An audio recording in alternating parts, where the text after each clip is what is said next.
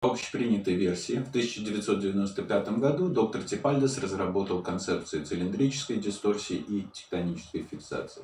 В частности, об этом пишет в своей книге 2016 года доктор Маркус Нагель, упуская, что в опубликованном им списке работ доктора Типальдеса, входящих в сборник «Ноутбук», первая статья о цилиндрической дисторсии датируется осенью 1994 года. Патологическое изменение цилиндрической спиральной фасции, цилиндрическая дисторсия. Про обстоятельства открытия пятой дисторсии, цилиндрической дисторсии, мне, к сожалению, так же, как и про обстоятельства открытия четвертой folding дисторсии, почти ничего не известно. В лекции на Аляске доктор Типальдес сказал об этом что-то типа выделения неотложной помощи. Я увидел в травмированной области тела что-то, что вызвало у меня ассоциацию с цветками игрушки, пружинки, слинки. Хотя я не уверен, что правильно понял его слова. В декабре 1995 в электронном журнале Still Alive была опубликована статья Cylinder Distortion. Четвертая из опубликованных регулярных остеопатических изданиях статья доктора Типальдеса. Она считалась утерянной, но мне все-таки удалось ее найти.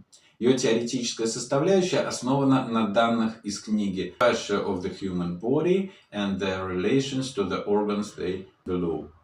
Фасция человеческого тела и их связь с органами, которые они охватывают. 1935 года Эдварда Сингера. Книга, пишет в этой статье доктор Типальдес, содержит превосходные рисунки циркулярных фасций конечностей. Далее он поясняет, что циркулярные фасции – это самые поверхностные фасции, покрывающие конечности, витки образующих их волокон, как витки игрушки-слинки, во время движения скользят по суставам и мышцам, которые они охватывают, распределяя нагрузку, таким образом предотвращая их повреждение. Повреждение цилиндрической фасции автор представляет как разделение и деформацию, прикрывание и спутывание витков, образующих ее волокон, которые случаются в результате одномоментного приложения к ним избыточных разнонаправленных сил. Он приводит такие примеры, как автомобильная авария или при попытке бейсболиста слишком сильно ударить по мячу по укрученной траектории. И манифестируют цилиндрические дисторсии скованностью и глубокой болью, ощущаемой пациентом в мышцах и суставах конечности при определенных движениях. При обширном поражении, пишет доктор Типальдес, эти симптомы могут непредсказуемо перемещаться вверх и вниз вдоль заинтересованной конечности, так называемый феномен прыжка. Цель терапии цилиндрической техники доктор Типальдес определяет как механическое разделение спутанных витков цилиндрической фасции путем их мануального разведения.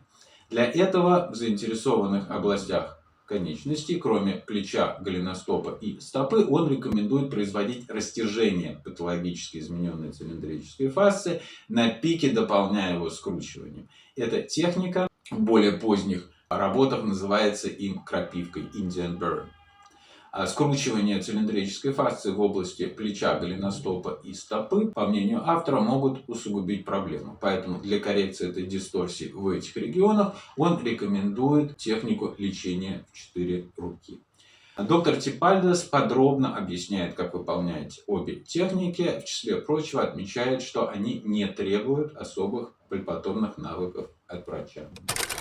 Концепция цилиндрической дисторсии совершенно очевидно основана на работах Луизы Бернс, доктора остеопатии, которые входят в сборник доктора Типальдеса «Ноутбук».